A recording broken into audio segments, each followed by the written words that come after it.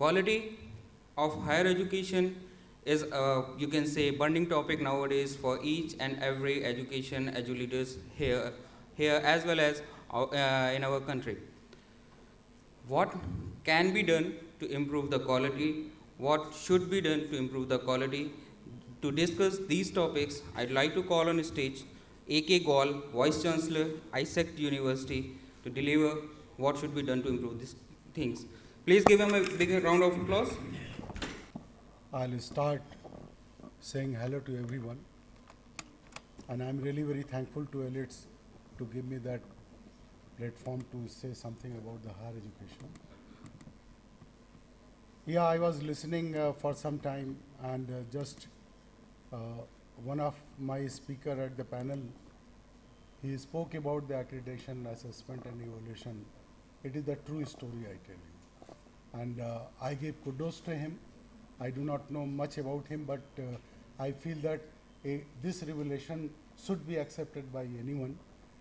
But I am basically very positive in that way.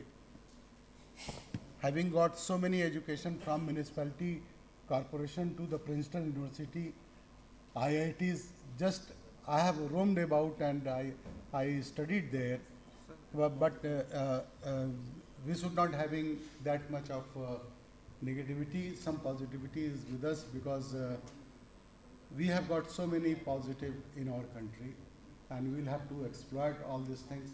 But who will do that? There are so many questions, and it can be asked, and it is also under the introspection also.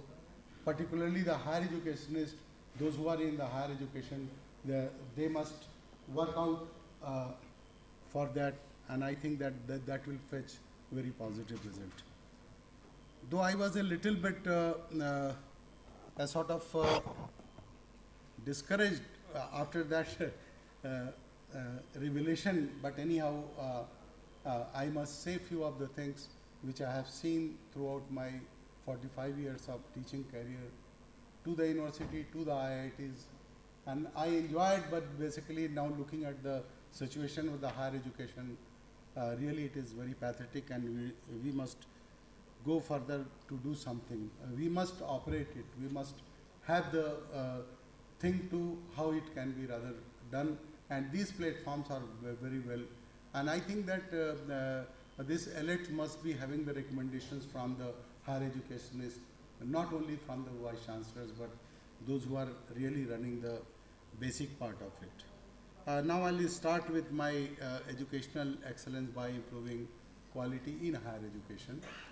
Though I'm giving with a passionate thinking all this thing, they have the competitiveness in higher education, but how it can be done, it should be rather thought inside the organizations.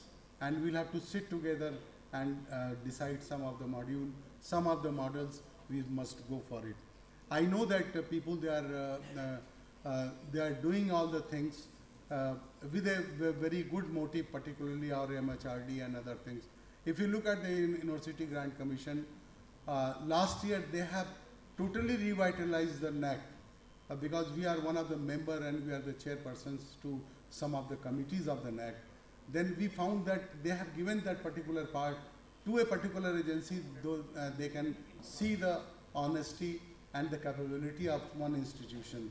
And in one of my narrative in my lecture, I have also requested that the institution, those who cannot run the organization very well, they should be closed down by the government, or forcibly that they should be closed down by the government. This is my topic which I am going to deal with, and few of the points to be addressed, like quality of education, we all the time talking. When I say the education, it is certainly the higher education. No general definition. If you look at that, we don't have any general definition for higher education. And the concept, if you look at that, it changes from the country to country and from stakeholder to stakeholder.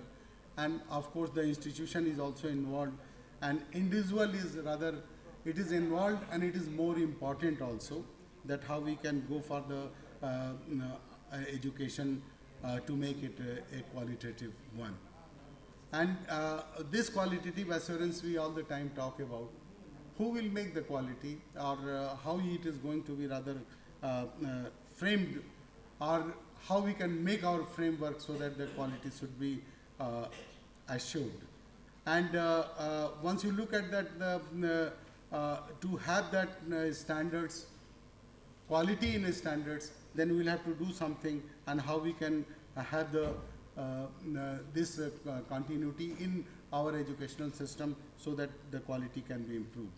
And the main of the development of, once you look at the quality assurance globally, because we are also comparing our educational system considering to the Europe and the Western world, and then we are having something in our mind and in our policy also, that how it can be going to be done.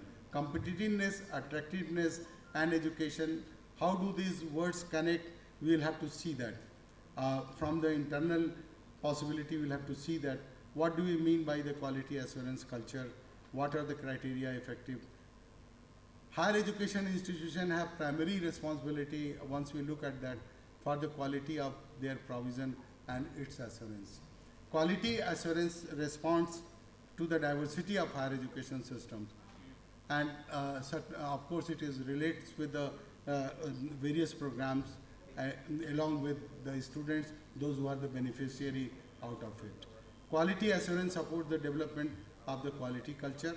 We will have to generate that. We haven't generated any time the quality education, because our primary education is very poor. I should not go with that. Our primary education, then secondary education, then comes the higher education. From the primary education, we will have to see that. We will have to look at the Western part, particularly if you go for the China system, then it is much better. I don't have time to explain all this thing for that particular educational system. And this quality assurance takes into account the needs and expectation of the student, which is a very important point, and we will have to look at, and also the stakeholders and society is also included in. The policy which I mentioned few of the points over here, and how it goes with, you kindly had some churning of mind is needed, particularly those who are leading the organizations, they must look at it. And institutions should have a policy for quality assurance that is made public and forms part of their strategic management. Internally, stakeholders should develop and implement this policy through appropriate structures and processes while involving external stakeholders. There is no bridge between, because we are looking at that, we are having the gap. Why it is gap? Because we don't have the bridge out of it. Then we can see so many things, design and approval of the programs, process for the design and approval, just like very last panel was discussing about the accreditation as an assessment and the evaluation. Objectives, outcomes, clearly specified and communicated. It should be very, I think, once we refer about the qualification framework for higher education, and then we can see that framework for qualification. Sometimes we compare also with the European organization or the institutions. I haven't included because it is in toto, it is from the Western world, we could have borrowed.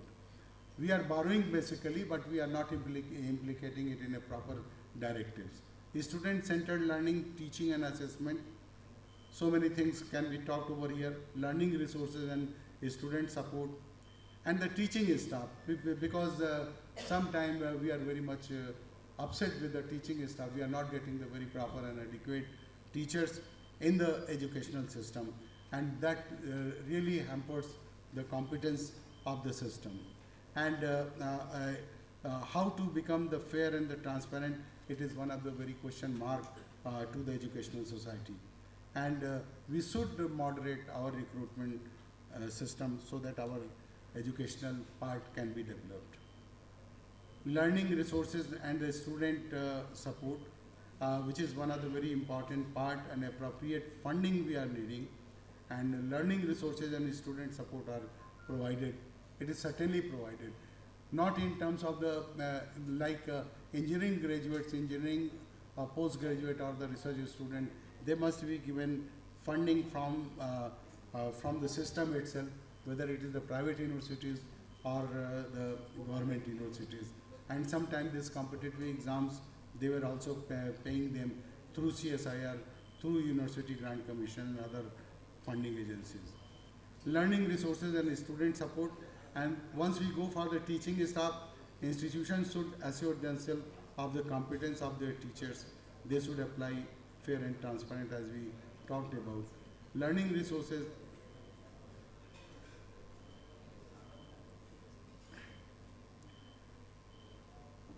And ongoing monitoring and periodic review of the programs, and that institutions should monitor and periodically review.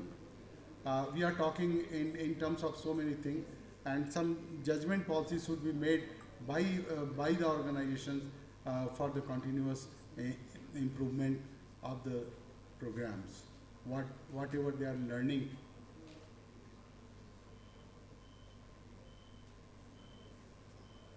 Private institute and university must follow a minimum standard to give degrees. A star tenure track system in India. You see, we have got like a sort of our system, like once you are getting into the government sector, then you are quite satisfied and you can be lifelong till you retired, and you get all the pecuniary benefits after that, like provident fund and other things. Tenure tracks should be there so that it can be rather more beneficial, that your staff or your higher staff, they can be in the competitive sense and they can do something good for that. And summative effect, if I can sum up the things, effective and fast transfer of the information instruction through different resources, economic process in relation with the time and money, effective examination system. I tell you, all these things, it is all known to everybody, but it has to be categorized and it has to be implemented very properly. And as we say, we are talking about the digital learning, digital things, MOOCs and other things, they are coming there. But I think that we should not forget our traditional values, because when we are having the statistics of it, after you see our generation, our 4 generations, they were very good in any subject, what they have gone through, and they have become scientists, they have become technologists, and we don't have compare nowadays. But anyhow, with the implementation, with the compulsion of the subjects and the market, so many things, our students, they are more burdened and they are going more multifarious. That is how they are losing few of the things here and there, and this makes them more informative, but knowledgeability is, once again, it is in question, and we'll have to answer few of the things. And effective and quick evaluation systems, barrier-free education in terms of space, place, time, sex, valid certification, job opportunities and placement, employability. We always talk of, and our engineers, they are supposed to be, they say that they are useless, they cannot work out, because our skill program is very poor, and now it has come, and I am hopeful that something can be rather done. And once we look at that, we sometimes talk of the absolute things and the relative meanings. The concept of the absoluteness in quality props up the moral of the higher education system at the delivery and at the receiving end. And we can have the institutional and student respectively into consideration at the top. The quality of higher education system may be seen from the point of view of the norms and the standard, which may evolve depending on the need of the hour. This is very important. I tell you, because higher education is undergoing very transition, and that transition is, to me, it is going in a very non-linear way, and you'll have to linearize the thing so that the higher education can go to the villages also, because it is one of the concepts of the Indian democracy, and we should follow that. And the alternative dynamics we will have to see for the teachers' preparation, etc. And once we go the curriculum practices, evaluation of the learner performance and progress, vis-a-vis curriculum evaluation and quality management practices become very crucial once we go for that. And of course the ICT is there. It is a very big challenge to implicate in institutions and particularly in the village areas. But we are looking a very positive trend of developing India through ICT, or along with the ICT, it is going to happen. I think that we can catch hold of it. And because once the EduSet way back in 2004, when the government of India has implicated in so many distant education university, then we felt that the education higher education can go to the villages also. And yeah, of course, we all the time cry about the Jagat Guru, but it is still far away, a sort of dream to us, though it is in real sense it comes. And the last point which I submit, that quality of this component may also differ from institution to institution. We have got very varied institutions we are looking at, and we also realize that education system is flickering from very, it is a sinusoidal type of behavior. Some of the institutions, they are at the trough, and some they have gone to the cliff, and we'll have to see the balance of that. Yeah, a lot of things can be rather discussed in terms of the accreditation, etc. It should be rather reformed. And reformation is going on. We are looking through the eyes of the MHRD, and that NAC, etc. It is going to be rather marginalized, so that our educational system can rather get up in a proper way.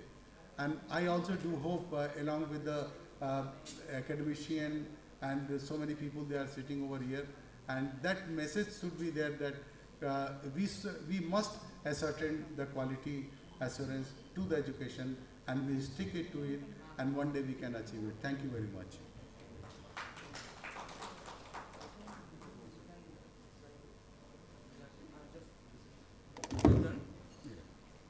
If any question. Yeah. Thank you so much, sir. Thank you so much, sir. So you have suggested many ways through which India is again become a Jagat Guru in its true sense, but really we have to toil hard for that thing. So now I request Dr. Sandeep Sancheti, sir, to present Dr. Ashok Gwal a memento. Please give him a big round of applause, Dr. Sandeep Sancheti.